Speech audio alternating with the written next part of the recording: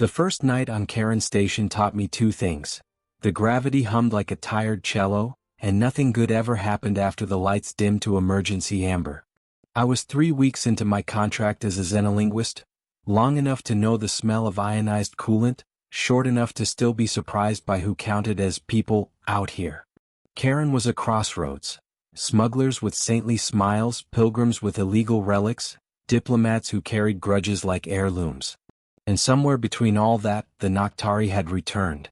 The Noctari were called vampires by humans who liked old words for new fears. They were not undead. They did not turn into bats. They were nocturnal symbiotes whose biology required periodic ingestion of hemoglobin-like compounds. On their world, it came from engineered flora. Off-world, misunderstandings followed them like shadows. That was how I met Velis. I was cataloging a cracked data slate in the station's archive when the lights flickered. My translator implant pinged, confused, and a presence settled in the doorway, quiet, precise, like a blade set down carefully. Human, a voice said, velvet over steel. Your station is inhospitable. Velis wore a traveler's mantle, dark as space between stars, clasped with a sigil that glimmered faintly red. His eyes reflected light the wrong way, as if catching wavelengths I couldn't see. No fangs. No hiss. Just patience. You get used to it, I said. Can I help you? My quarters were reassigned. He paused, head tilting. Due to panic. That checked out. A Noctari arriving unannounced would empty a corridor faster than a hull breach rumor. I'm sorry, I said. I don't control housing. You control language. His gaze sharpened. You speak for us. That was how it began. Translation sessions in sterile rooms, cups of synthetic tea cooling between us, Velis explaining the physiology of his people with clinical calm while the station's rumor mill howled. He was courteous, reserved, and unfailingly aware of the distance between us. When he smiled, rare, slight, it was like a star slipping through cloud. The problem came when the emergency sirens wailed. A micrometeor shower tore into Kharon's outer ring. Hull seals slammed down. Sections went dark. My quarters, already cramped, were deemed safe harbor for overflow. I was cataloging damage reports when a knock sounded, deliberate.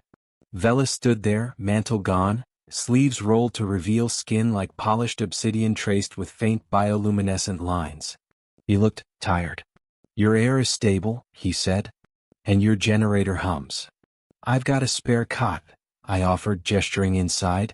He studied the narrow room, bed bolted to the wall, desk, viewport showing stars smeared by station spin. I require darkness, he said. And quiet. I can dim the lights. He hesitated, then nodded. The station shuddered again. Somewhere far away, something failed with a scream of metal. We both felt it. The shared awareness of danger, the way isolation amplifies proximity. I tried to keep things light, a habit born of fear. If it gets worse, I joked, we'll be sharing the bed. The translator hummed. Velis's lips curved. Then scoot over, human. I laughed, a reflex. Then he stepped closer and the joke tilted into something else entirely. He removed the last of his mantle, not stripped, exactly, but shed the layers of travel and ceremony until he stood in simple garments, utilitarian and unadorned. The bioluminescent lines along his arms brightened, responding to stress. He met my eyes, waiting. Relax, I said, hands up. I was kidding. So was I, he replied softly. Mostly. The lights dimmed to night cycle. Outside, debris glittered. Inside, the room seemed to breathe. We slept back to back, careful, two strangers sharing warmth because the station was cold and fear is a powerful persuader. I woke once to find him awake, staring at the viewport. Do you fear me? He asked without turning. I fear misunderstandings, I said. And bad translations. Pause. You are honest. Over the next days, crisis became routine. Repairs dragged on. Supplies thinned. And the whispers grew uglier. Someone sabotaged the hydroponics bay. Another swore a Noctari had fed on a dock worker. Security patrols doubled around Velis whenever he moved. We worked harder. I mediated meetings, corrected myths, explained the engineered flora Velis required, how the station's botanical lab could replicate it if given time. He, in turn, answered questions with patience that bordered on grace. Then the blackout hit. Total power loss in our sector. Gravity flickered. Emergency lights failed. In the dark, panic bloomed like mold. Someone screamed. Someone else ran. I found Velis by sound alone, his calm voice anchoring me. "This way," he said. "There is a junction." In the darkness, a man lunged. I saw the flash of a blade too late. Velis moved faster than thought, caught the wrist, twisted, disarmed. The attacker stumbled back, eyes wild. "They drink blood," he spat. "I won't be cattle." Velis released him. "I do not drink without consent," he said. "And I do not need yours." The man fled. In the silence that followed, Velis swayed. The bioluminescent lines along his skin dimmed dangerously. "You're hurt," I said. "No," he replied. "But I am depleted." The botanical lab was 3 decks away, sealed. The emergency caches were empty. I understood then, with a clarity that tasted like iron, what he wasn't saying. "Hey," I said. "Talk to me." He faced me, eyes dark. "On Kharon, rumors outran preparation. I arrived expecting engineered sustenance. I have rationed what I brought. It is gone." My heart thudded. "You need time," he said quickly. "And darkness." I made a decision. It wasn't heroic. It was human. "Come to my quarters," I said. "We'll figure it out." Back in the room, the station groaned around us. I locked the door. Velis stood very still, as if afraid to move. "I will not harm you," he said. "I know." He removed his gloves, hands trembling. "Consent," he said carefully, "is everything." "I'm not offering that," I said, then amended. "I'm offering help. There's a medical kit. Plasma expanders. Synthetic hemoglobin." His eyes closed. When he opened them, gratitude shone there. "You are extraordinary." We worked through the kit, improvising. The expanders helped, a stopgap. Velis steadied, the bioluminescence returning to a soft glow. When it was done, exhaustion claimed us both. That night, we shared the bed not as a joke, but as a truce with circumstance. There was space between us, a respectful gulf bridged by warmth and trust.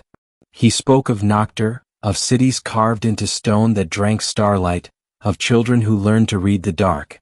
I spoke of earth, of rain that smelled like dust, of oceans too loud to sleep beside. By morning, the blackout lifted. The aftermath was worse. Security detained Velis for his protection. The botanical lab was sabotaged beyond repair. The rumors hardened into policy. The station director called a council. I stood before them, tired and furious, Velis's sigil heavy in my pocket. I translated not just words but intent. I explained consent again. I presented data. I told them about the attack in the dark. They listened. Some did. The vote split. Kharon would not host Noctari again. Velis met me at the dock, mantle restored, posture composed. "This is not your failure," he said. "I teased about sharing my bed," I said weakly. "I didn't think it would end like this." He smiled, that slight curve. "Human humor is a risk." We stood in the hum of departure. The stars waited. "I will advocate elsewhere," he said. "There are stations less fearful." "And I'll follow," I said before thinking. "As translator. If you'll have me." His eyes widened just a fraction. "You would leave? For understanding?" I shrugged. "Yeah." The ship's lights flared. Time pressed. "Then scoot over, human," he whispered, not as invitation but as promise, of shared journeys, of trust earned in the dark. The hatch closed.